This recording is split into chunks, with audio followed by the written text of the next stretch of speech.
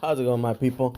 This is your boy Wired Up, and welcome to another episode of Wired Up TV. Hope you guys got your hands on the steering wheel and keeping your eyes on the road.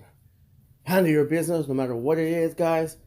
If it's a problem with your kids, let's say you guys weren't really there for your kids. You had a kid young, you were out there hustling. What I'm saying, being a gangster or whatever the case may be, a tagger, a skater that liked to drink and do drugs, whatever the case may be. You had a baby early and you weren't there for your kid. It's never too late. Be there now. Your blood will always forgive you. You know what I'm saying? You were young. It's not right what you did. You should have been there. But you judge a man by the way he comes back from hardship. Okay? Nobody's perfect. Everybody fucks up. Everybody makes mistakes. Your kid will forgive you, and be there and try now. It's so beautiful when you're there for your family, guys. Take it from me, and you can provide for your family, and you see the smile on your kid's face, knowing that everything's gonna be all right. And you can have that too. Trust me. If I can have it, you can have it. We're both human beings. We both breathe the same air, and we're both free. Okay, so we can both have it. You know what I'm saying?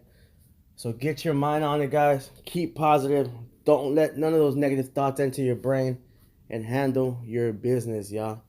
Have a great day. With that being said, let's get down with the mother flowering video, y'all. Now, first thing I want to let you guys see is look at this shit. Here's Tupac with Snoop, right? Oh, police officer Snoopy, the snooper, copper, Heimerstein. Snoop is a cop, guys. That's what I'm trying to say. And right there you see Tupac next to him, but nobody's really looking at Pac. Everybody's looking at Snoop. But Tupac seems to be holding something there, guys, and it looks to be like a cell phone. But this is 1996. And the cell phones weren't that fucking small. First of all, where's the fucking antenna? Because cell phones in 1996 all had antennas.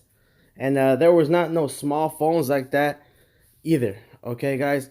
The service was so bad back in those days. The cell phones were big. They weren't like that. They were always flip, where you flip to talk. You know what I'm saying? You open the little thing so you can talk. So why is he on a baby blue cell phone right there? What is he talking about? Does he have some kind of mechanism that the government didn't know he had? You know what I'm saying?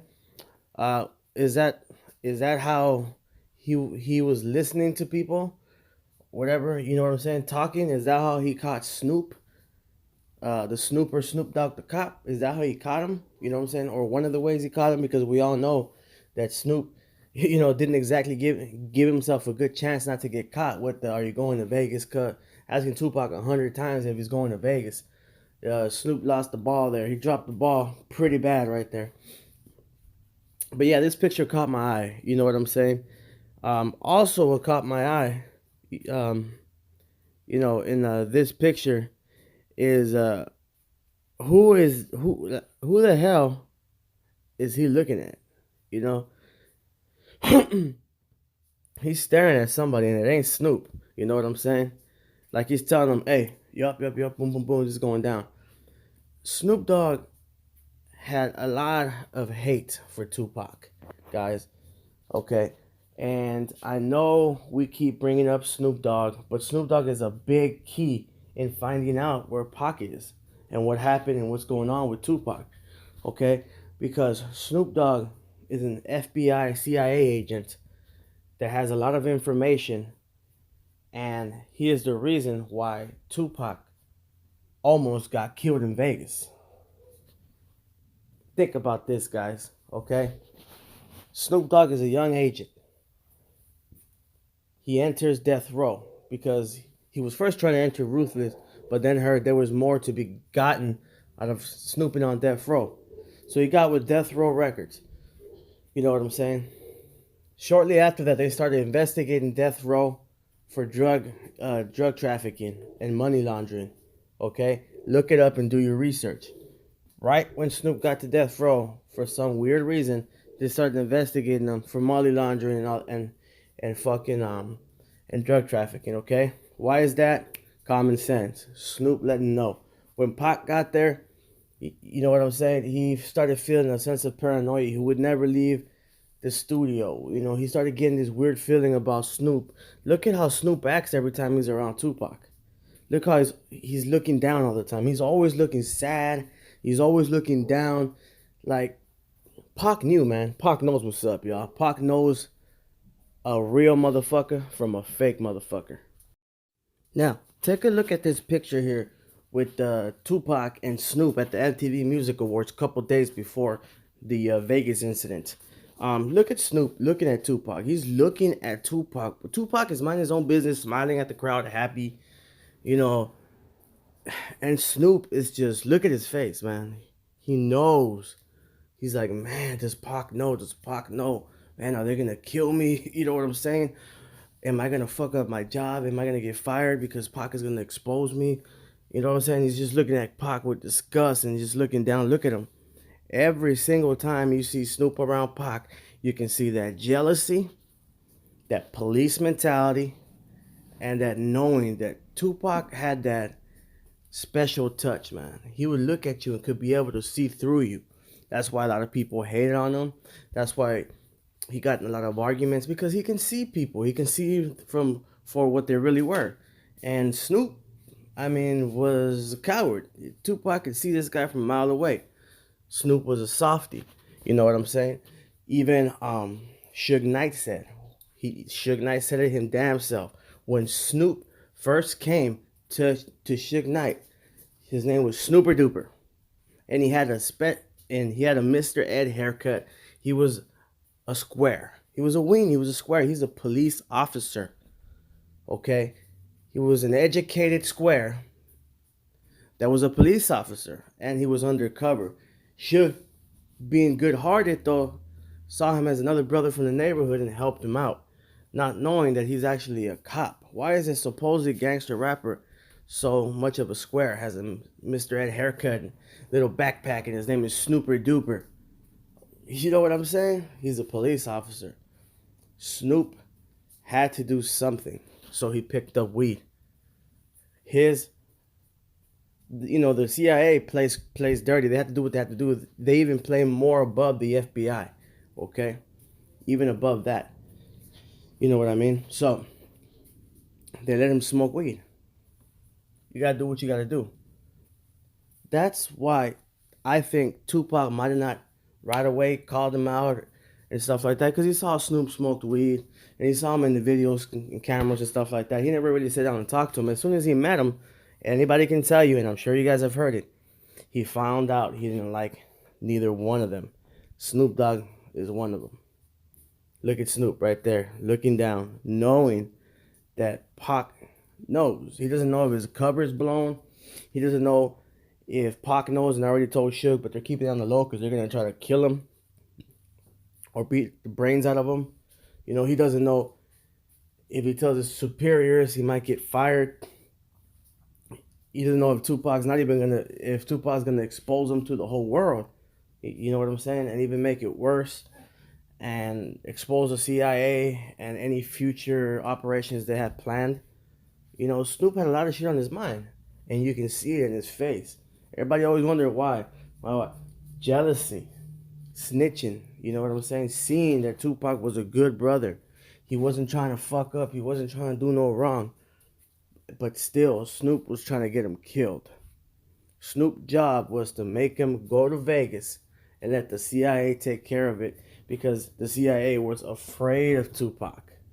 Afraid of the movement he was going to make. He was already speaking at rallies. He was already getting into politics. And he can say, move, snap his fingers, and everybody will move. You know what I'm saying? They were petrified of something popping off. So they had to destroy it. Just like they destroyed the Black Panthers and gangs and all that. In case you guys didn't know this, the CIA, with the Black Panthers, what they did is they put somebody undercover. And like I said, they go deep undercover. If they have to smoke crack, they'll do it. If they have to kill somebody, they'll do it. They put somebody undercover for the Panthers, you know, had him get trust and gain his status. And once he gained his status, he started persuading them to deal in drugs and to rob banks. When before, the Black Panthers were all about power to the people, to everybody, and taking care of their community, stay away from drugs, stay away from all that negative, robbing, stealing, all that shit wasn't allowed. But this FBI CIA member that infiltrated the Panthers got all their trust and ended up sending them on bank robberies and bombing America and using guns for this and that. So that's how he destroyed the Black Panthers. That's how the CIA and FBI get down. Okay? That's what happened, guys. I know it's hard, but like that fucking scandal that I showed you on the last video with the ladies paying for their kids' college funds, just because you can't see it, don't mean it doesn't exist, guys. My joint is now a roach. Y'all know what time it is. It's almost time to say bye-bye. Goodbye, my friends. Goodbye. But yeah, guys, you know, check this picture out with Biggie, Kurt Cobain, and Tupac Shakur right there. Together, guys. The three men that is believed to fake their death. A lot of people think that Kurt Cobain also faked his death. That wasn't Kurt Cobain. That's why he shot himself in the mouth so he couldn't be recognized. Guys, a lot of people think this is a connection, that these famous people know special people that they have to, you know, they know the connect for fake bodies, for the hospitals, for the medias, where they can get away with faking their death and get away. That is what a lot of people think. We still haven't cracked that case. We're still looking into that. But if we find out, Wired Up TV is going to expose that shit, my people. But, yes, guys, what I told you guys is all true. You know what I'm saying? You know, Tupac and Biggie were friends also, right? There's word that when Tupac was in prison, he didn't know when he first got shot in 94, when he was in prison, he kind of had an idea maybe who probably done it and why, but he didn't have Biggie in his mind. When he went to prison, the CIA put in an agent into the prison to get to Tupac and started putting shit in Tupac's head and started saying that Biggie did it. Oh, you don't know? This person, blah, blah, blah. And he started putting shit in Tupac's head to start breaking up this shit. Because they didn't want the West Coast and East Coast connecting. They wanted war. They wanted fights to cause confusion. They wanted this shit to break up. Somebody had to die. They needed a motive. They needed a motive to kill off Pac and Biggie. They didn't have it yet. So what did they do? Well, let these guys fight. And that'll explain. When we kill them, that'll explain why. Because they were fighting against each other. Guys, keep your head up. Watch out for these motherfucking things that are behind you that you cannot see. Keep positive, guys. And stay on your route. And like always, my people, stay wired up. I'll see you guys later. Nothing but peace and blessings.